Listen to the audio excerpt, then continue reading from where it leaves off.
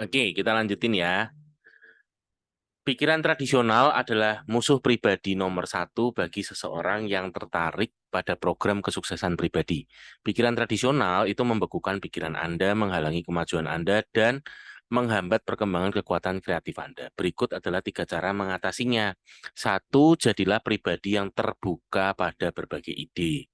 Sambutlah ide-ide baru, singkirkan pikiran-pikiran penghambat, seperti itu tak akan berhasil, itu tak akan bisa dilakukan, itu tak berguna, dan itu bodoh. Seorang teman saya yang sukses dan memegang jabatan utama di perusahaan asuransi berkata kepada saya tidak berpura-pura menjadi orang paling cerdas. Namun saya rasa sayalah karyawan terbaik dalam industri asuransi. Saya pun berusaha menyerap semua ide baik sebisa mungkin. Dua, jadilah pribadi yang suka bereksperimen. Lepaskan diri Anda dari rutinitas. Kunjungilah restoran baru, bacalah buku-buku baru, berteman dengan teman baru, ambil rute lain di pekerjaan Anda, kunjungilah tempat-tempat wisata, serta lakukan sesuatu yang baru dan berbeda akhir pekan ini. Jika Anda bekerja di bagian distribusi, Anda harus mengembangkan minat dalam produksi akuntansi keuangan dan elemen bisnis lainnya. Ini akan memberikan peluang sekaligus mempersiapkan diri Anda memikul tanggung jawab yang lebih besar. Tiga, jadilah pribadi yang progresif, yaitu berpandangan maju, bukan regresif atau menoleh ke belakang. Hindarilah cara berpikir, inilah yang biasa kita lakukan sejak dulu. Jadi ya kita harus tetap seperti ini.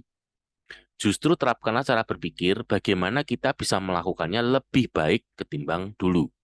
Hapuskanlah cara berpikir yang menoleh ke belakang dan kembangkan cara berpikir yang berpandangan maju. Jika sewaktu kecil Anda bangun pukul 5.30 untuk mengantar koran atau memerah susu, bukan berarti anak Anda harus melakukan hal yang sama.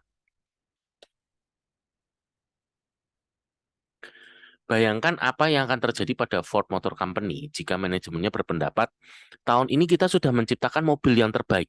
Kita tidak mungkin mengembangkannya lebih jauh lagi. Karena itu, seluruh eksperimen dan aktivitas desain dihentikan semuanya. Perusahaan raksasa ini bisa gulung tikar jika bersikap seperti itu. Orang ataupun bisnis yang sukses selalu bertanya, bagaimana saya mampu meningkatkan kualitas kerja saya? Bagaimana caranya saya bisa berbuat yang lebih baik? Manusia tidak mungkin menggapai kesempurnaan mutlak, mulai dari membangun rudal hingga membesarkan anak. Artinya selalu ada peluang untuk mengembangkan diri secara terus-menerus. Orang sukses menyadari ini dan selalu mencari jalan yang terbaik. Catatan, orang sukses tidak bertanya, mampukah saya melakukannya lebih baik lagi? Ia tahu dirinya sanggup. Jadi, orang sukses bertanya kepada dirinya sendiri, bagaimana saya bisa melakukannya lebih baik lagi? Beberapa bulan lalu, seorang mantan mahasiswi saya yang pernah kuliah bisnis selama 4 tahun, membuka toko perangkat kerasnya yang keempat. Ia berprestasi luar biasa, mengingat investasi modal awalnya hanya $3.500. Persaingan ketat dari toko-toko serupa, dan ia pun kurang berpengalaman dalam bisnis. Saya mengunjungi toko barunya untuk mengucapkan selamat atas prestasinya luar biasa tersebut. Secara tidak langsung, saya menanyakan kiat suksesnya mengembangkan 3 usaha dan membuka toko keempat ketika banyak pedagang harus bangkit terseok-seok merintis usaha. Ia menjawab, tentu saya bekerja keras, tapi bangun pagi dan bekerja hingga larut bukan penyebab kesuksesan saya. Sebagian besar orang yang berkecimpung dalam bisnis harus bekerja keras. Penyebab kesuksesan utama saya adalah program pengembangan per pekan yang saya susun. Program pengembangan per pekan mengesankan sekali. Bagaimana caranya? Nah, itu sangat mudah.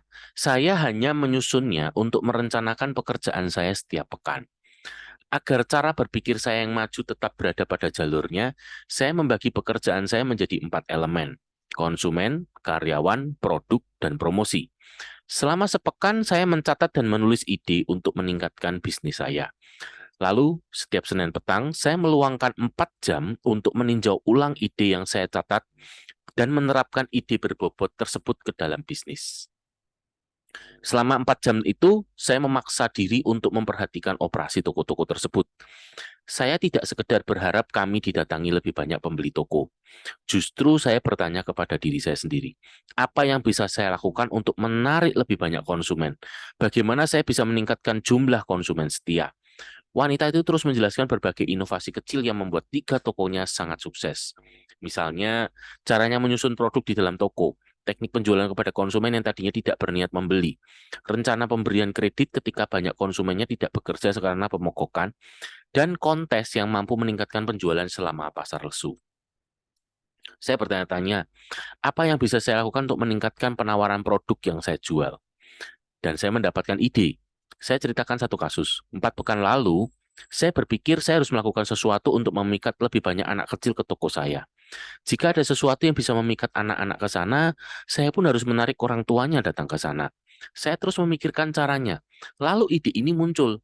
Mainan dikelompokkan berdasarkan usia anak, yaitu 4 hingga 8 tahun. Dan cara ini berhasil. Mainan itu hanya membutuhkan sedikit ruang, tapi menghasilkan laba yang besar.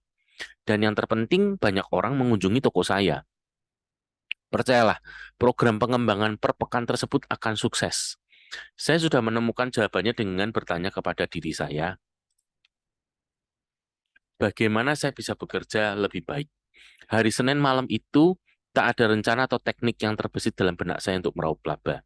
Namun, saya belajar sesuatu tentang cara promosi yang sukses. Sesuatu yang saya rasa harus diketahui semua pebisnis. Apa itu? Sederhana saja. Anda tidak perlu banyak tahu ketika memulai usaha. Namun, yang terpenting adalah hal yang Anda pelajari dan terapkan setelah Anda membuka usaha. Kesuksesan besar menghampiri pribadi-pribadi yang terus menetapkan standar tinggi bagi dirinya dan orang lain. Kesuksesan juga menghampiri pribadi yang tengah mencari jalan meningkatkan efisiensi untuk menuai hasil dengan biaya rendah dan melakukan lebih dengan sedikit upaya. Orang yang berusaha lebih baik akan merengkuh kesuksesan. General Electric menggunakan slogan, kemajuan adalah produk terpenting kami. Mengapa tidak menjadikan kemajuan Anda produk terpenting Anda? Falsafah bahwa Anda bisa bekerja lebih baik terbukti sangat dahsyat. Ketika Anda bertanya kepada diri sendiri, bagaimana saya bisa bekerja lebih baik? Maka kekuatan kreatif Anda akan aktif dan jalan keluar menyelesaikannya akan muncul dengan sendirinya. Berikut adalah latihan keseharian yang membantu Anda menemukan dan mengembangkan kekuatan dari sikap mampu melakukan lebih baik. Setiap hari sebelum mulai bekerja, luangkan 10 menit untuk berpikir, bagaimana saya bisa bekerja lebih baik hari ini? Tanyakan kepada diri sendiri, apa yang mampu saya lakukan untuk membesarkan hati para karyawan? Dukungan khusus apa yang mampu saya berikan kepada konsumen saya? Bagaimana saya mampu meningkatkan efisiensi pribadi saya? Latihan ini sederhana tetapi sangat manjur. Cobalah, dan Anda akan menemukan cara kreatif yang tidak terbatas untuk merengkuh kesuksesan. Saya dan istri sering berkumpul dengan beberapa pasang suami istri. Pembicaraan kami segera beralih ke topik istri yang bekerja. Nyonya S mengatur pernah bekerja beberapa tahun sebelum ia menikah, dan ia benar-benar menyukai pekerjaan itu. Namun kini 2 anak saya sudah bersekolah. Saya pun harus mengatur rumah tangga dan menyiapkan makanan. Saya tidak punya waktu luang lagi. Pada hari Minggu petang, Bapak dan Ibu S beserta anak-anaknya mengalami kecelakaan mobil. Ibu S dan kedua anaknya tidak terluka serius tetapi cedera berat di punggung. Pak S membuat ia cacat selamanya.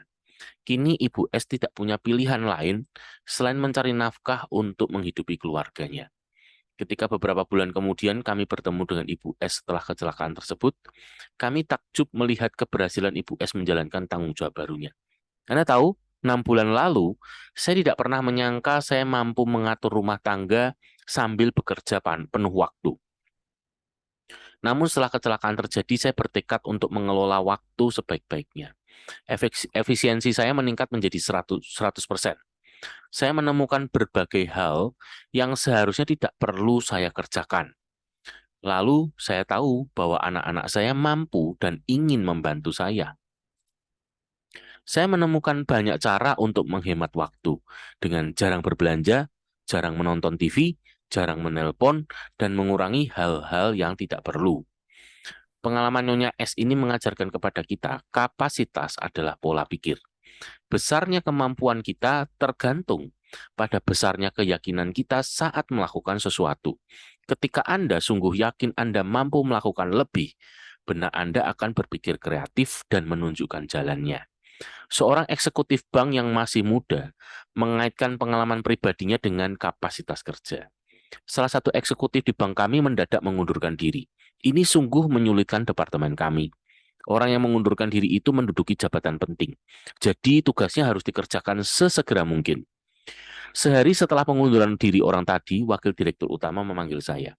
Ia menjelaskan bahwa ia sudah berbicara dengan dua rekan lainnya dalam departemen saya. Kemudian meminta mereka mengemban tugas eksekutif yang mundur itu hingga ada orang yang menggantikannya. Wakil Direktur Utama bilang mereka tidak menolak, tetapi mereka berkata mereka sangat sibuk dengan berbagai tugas. Saya bertanya-tanya, apakah Anda mampu menangani tugas ini untuk sementara waktu? Di sepanjang karir, saya belajar menerima apapun yang tampak sebagai peluang. Jadi saya menerima tugas itu dan berjanji bekerja sebaik mungkin untuk menangani pekerjaan yang ditinggalkan itu, sekaligus menyelesaikan tugas saya sendiri. Wakil Direktur Utama tampak senang sekali. Saya melangkah keluar dari ruangannya sambil menyadari saya mengemban tugas berat. Saya sama sibuknya dengan dua rekan lain di departemen yang menolak tugas ekstra ini. Namun saya bertekad menemukan jalan keluar untuk mengemban kedua tugas tadi. Saya menyelesaikan tugas saya petang itu. Ketika kantor sudah tutup, saya duduk terpekur memikirkan cara meningkatkan efisiensi pribadi saya. Saya mengambil pensil dan menulis ide-ide yang terlintas dalam benak saya. Saya memperoleh banyak ide bagus, seperti meminta sekretaris saya menyalurkan seluruh panggilan telepon selama sejam tertentu setiap hari, mengatur seluruh panggilan telepon keluar selama sejam tertentu, mengurangi waktu pertemuan dari 15 menjadi 10 menit, mendiktekan semua instruksi sekaligus setiap hari. Saya pun tahu sekretaris saya mampu dan ingin mengambil alih tugas yang menyita waktu saya. Lebih dari 2 tahun saya menangani tugas saya. Terus terang, saya heran ketika menyadari banyak ketidakefisienan yang saya biarkan terjadi. Dalam waktu sepekan, saya mendiktekan surat 2 kali lebih banyak daripada sebelumnya. Menangani 50% panggilan telepon, menghadiri pertemuan lebih banyak dengan santai. Beberapa pekan lalu, Wakil Direktur Utama memanggil saya kembali. Ia memuji kinerja saya, ia berkata, ia sudah banyak mencari baik orang dalam maupun orang luar bank, tetapi belum bisa menemukan orang yang tepat.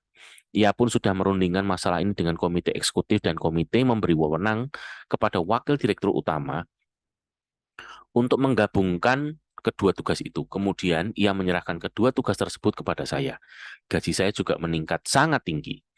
Saya membuktikan kepada diri sendiri bahwa besarnya kemampuan saya tergantung kepada besarnya keyakinan saya melakukan sesuatu. Kapasitas adalah pola pikir.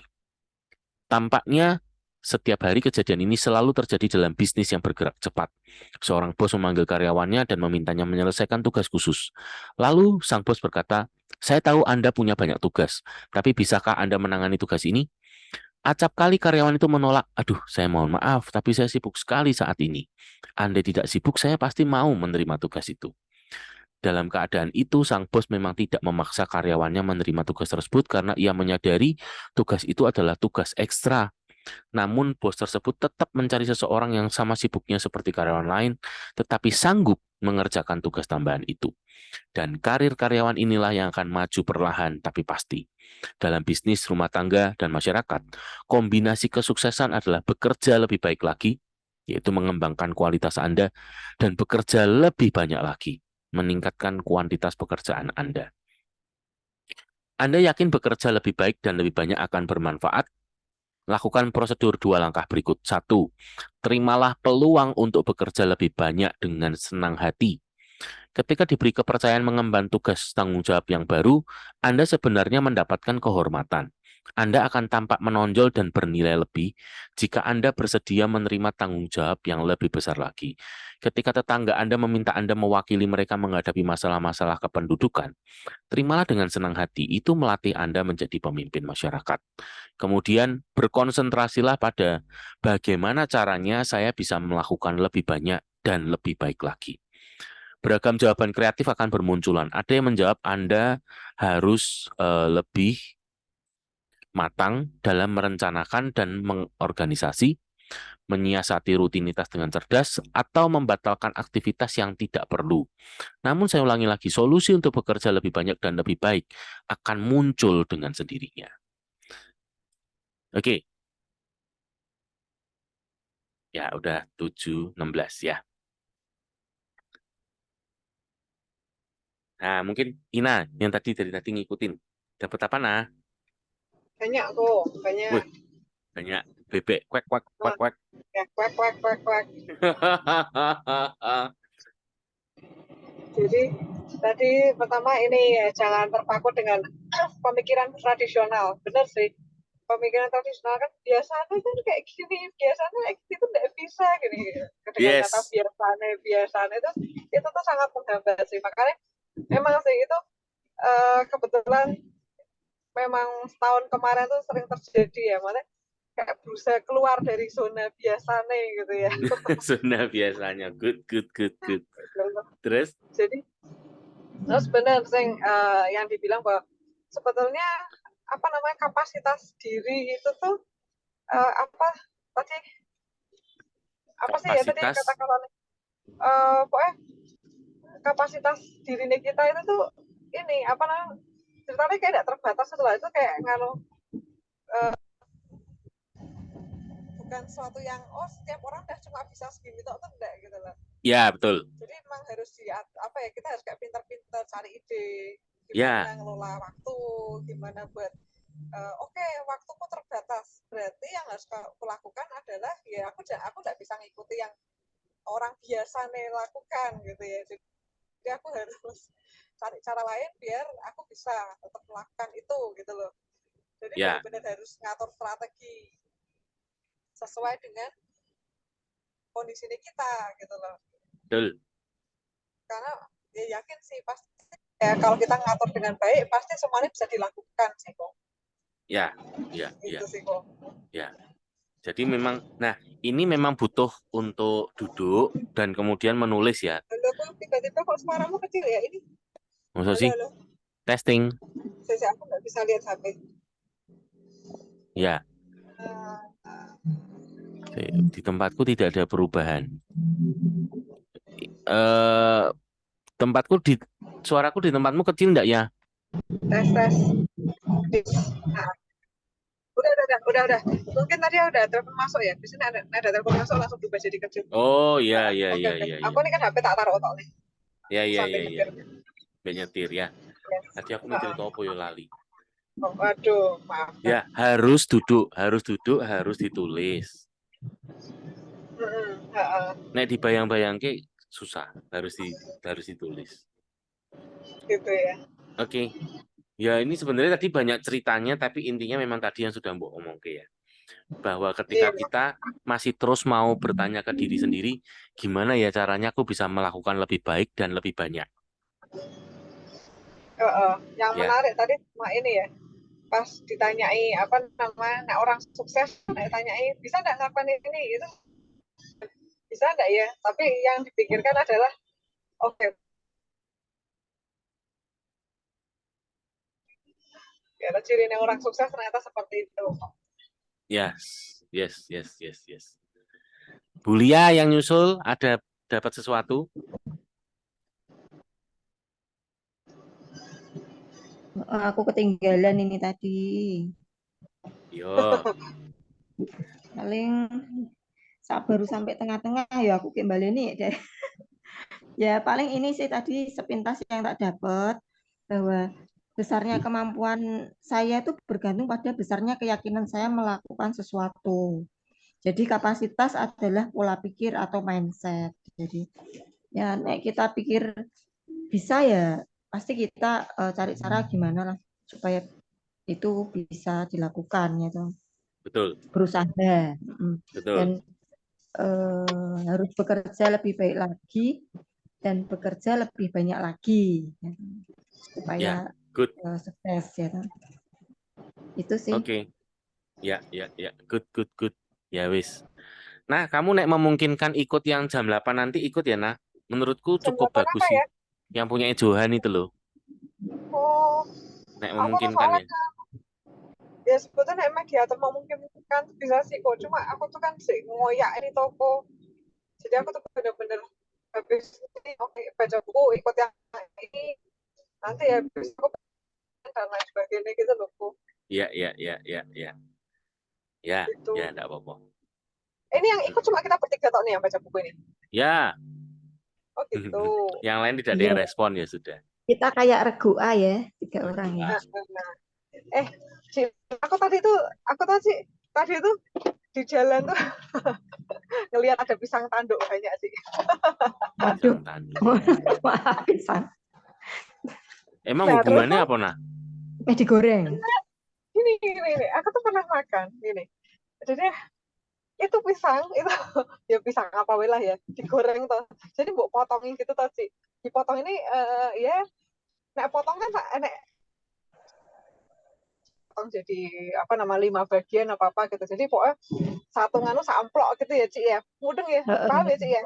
Pokoknya satu gorengan itu tuh samplok gitu. Nah, jadi digorengi per bagian itu, satu bagian. Terus udah toh habis itu tuh dikasih madu Cik. Dikasih madu, terus dikasih wijen. Kasih wijen. Nah, itu enak sekali sih. Iya, iya.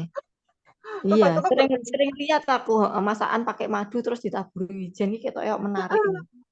sih, tapi itu aku pernah nyoba itu beneran enak sih.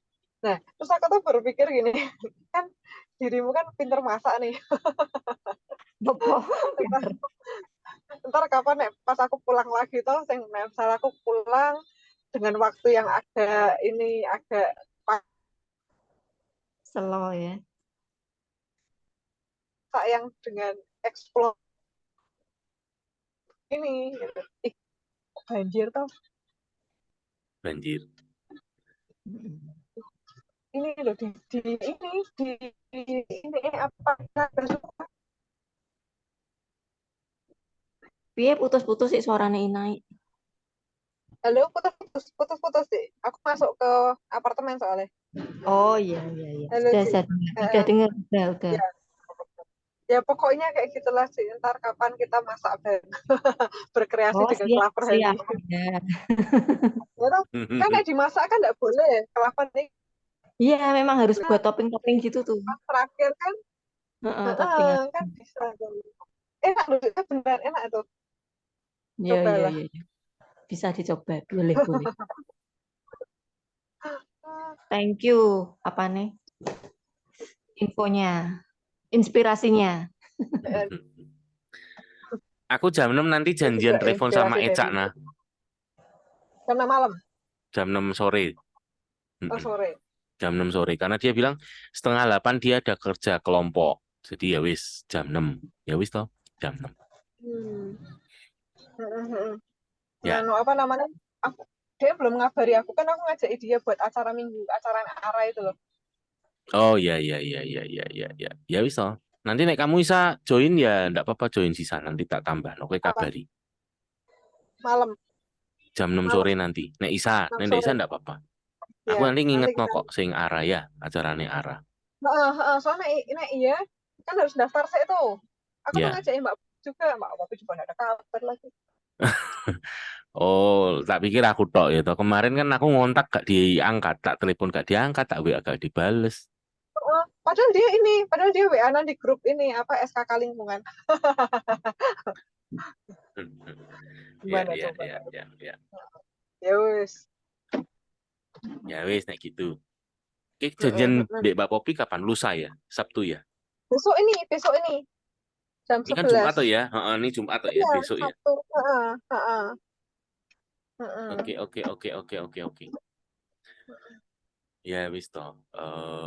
Apalagi ya yang Mbak Popi butuh ya? Dia butuh apa ya? Ya mungkin dibangun terus impiannya itu toh nah kan nah, dia orang sanguin ya, seneng-seneng di kapal gitu toh. itu ya Mm-mm. Dia butuh oke pokoknya yang harus buat bangun tuh impian. nah, Orang tapi itu yang maksudnya dikejar impiannya. impian seneng-seneng atau kebutuhannya dia ya? Oh,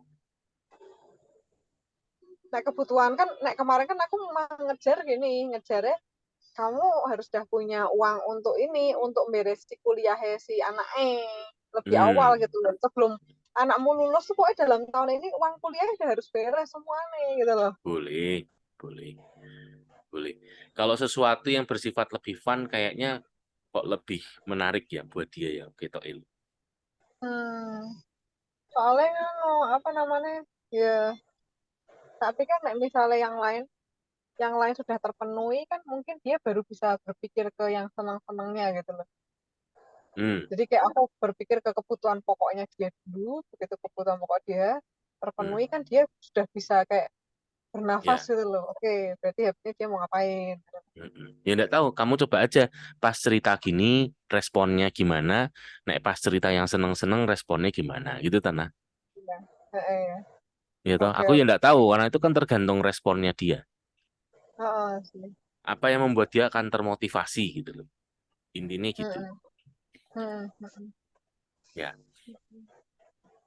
Ya wes, Ya jadi wes. nek untuk kelebarannya dia udah bagus. Tinggal ini tuh kan dia belum ada yang ke bawah. Nah, Iya betul. belum bisa nembus ke bawah ya karena apa namanya? belum belum dijelasin soal bisnis, belum ada follow up, belum ada pendampingan gitu toh. Semoga yang besok ini ya, yang Ya, Mbak Sinta ini ya. ya. Soalnya Mbak Sinta kita kan besok kan mau tak jelaskan ke soal bisnisnya juga. Oh, Mbak Sinta Ya tuh bawahnya dia. belum join, belum Oh, belum, join. Jo. Ini baru besok ini.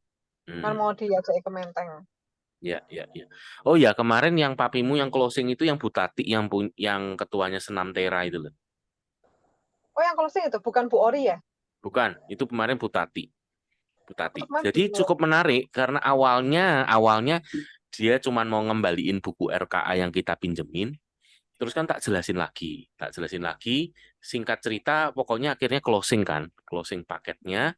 Sama akhirnya dia minta, oh sorry, kan dia minta dijelasin lagi. Hmm. Awalnya aku cuma minta apa? Awalnya aku jelasin produk doang, nah. Aku cuma Hmm. jelasin produk doang. Dah, terus memang akhirnya kan kita sangkutin. Hmm. Ibu, nanti kalau sudah konsumsi sama Bapak, nanti ngerasain manfaatnya, ini kan ada bisnisnya. Kalau Ibu kenalin ke anggotanya Ibu, ke teman-temannya Ibu kan bisa dapat ini, dapat cashback kan, ya, dapat bonus gitulah. Yang ya minimal lumayan lah, Bu. Ibu bisa konsumsi produk gratis. Hmm. Hmm. Itu tuh sebenarnya hitungan bisnisnya gimana, Thomas? Nah, kan dia tanya gitu kan. Ya udah aku jelasin bisnisnya tuh. Aku pakainya kemarin yang startup HDI sih, nah. Hmm. Aku pakai yang startup HDI, jelasin itu, dok, dok, dok, dok, dok, dok. Ya wes akhirnya dia pinjam lagi tuh buku RKA-nya. Ini bukunya tak pinjam lagi boleh nggak? Soalnya aku kemarin cuma lihat sekilas doang. Ya boleh, boleh, boleh gitu kan. Ya wis toh. Terus sudah tak kasih link 5 training dasarnya dan sudah tak Hmm. masukin ke grup juga kan. Nah, Hmm. paling nanti berikutnya aku akan bantu papimu follow up di sana. Hmm. Oke, oke. Thank you, Bu. Thank you. Tak pikir yang Bu Ori Hartati itu. Ya, Aku tuh kemarin intinya bingung soalnya. intinya gini loh, nah. Di tempatmu ini PR-nya adalah ngebur sampai minimal dapat 8 kedalaman. Hmm. Nah, yang mau dibur yang mana gitu loh. Nah, sebenarnya Iya. pertanyaan yang mana ya yang paling mudah, yang paling cepat, yang paling misalnya yang bisa diajak kerja bareng yang mana gitu loh. Mudah ya. Hmm. Iya. Heeh. Makanya kan ini cobain semua. Aku kan ngontak Mbak Popi, aku juga bantu ngontak di tempatnya Eca, bantu ngontak di Bu Wahyu kemarin dan seterusnya. Aku bahkan ngontak David loh, tapi nggak direspon. David. David yang bawahnya Bu Wahyu itu toh, setelah aku WA nomornya dia kan di Hadiwan kan ada nomornya toh. Terus tak WA kan. Hmm. Oh, ternyata David itu David yang kerja di Maju Jaya. Dulu dia pernah jadi instruktur ketika tempatku dulu ngadain outbound. Jadi Oh, dia itu benar kenal ya? kenal, jadi dia itu punya IO yang jadi kayak dia ngasih pelatihan-pelatihan outbound gitu loh. Oh, oke, oke, oke.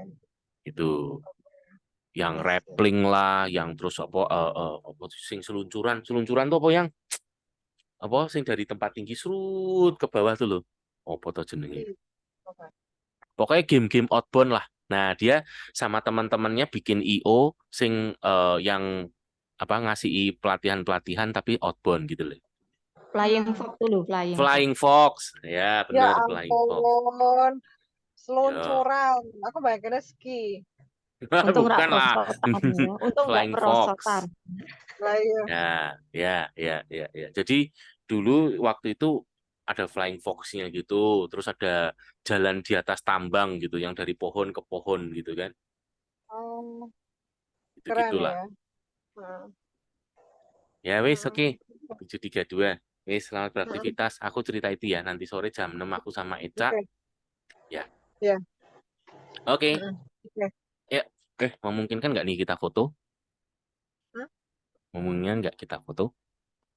Coba ya, aku open cam kelihatan nggak sih? Kuliah? Nah, kelihatan Hmm. kok. Nah. Kuliah? Woi. Oke, 1, 2, cekrik. Nah, see Yuk, you doa tomorrow. yuk. Doa. Oh iya, doa. Nah, ayo doa. Yuk. Lupa aku sampean. Bapak Putra Roh Kudus, amin. Selamat pagi Tuhan, terima kasih untuk hari yang baru yang telah Kau berikan pada kami. Terima kasih juga Engkau juga telah bekali kami hari ini dengan sesuatu yang sangat bermanfaat. Kau telah berikan materi yang sangat bagus sekali melalui buku yang kami baca pagi ini. Biarlah semua materi yang boleh kami terima pagi hari ini boleh menjadi bekal untuk pengembangan diri kami lebih lagi Tuhan, sehingga kami bisa mensyukuri hidup kami dengan lebih-lebih lagi Tuhan, bisa memaksimalkan apa yang kami miliki saat ini untuk bisa menjadikan hidup kami lebih menjadi berkat bagi semuanya. Ini kami mau melakukan aktivitas kami selanjutnya, berkati sertai kami selama hari ini. Terima kasih Tuhan Yesus. Amin. Amin. Bapa, Amin. Amin. nah, Thank yuk. you.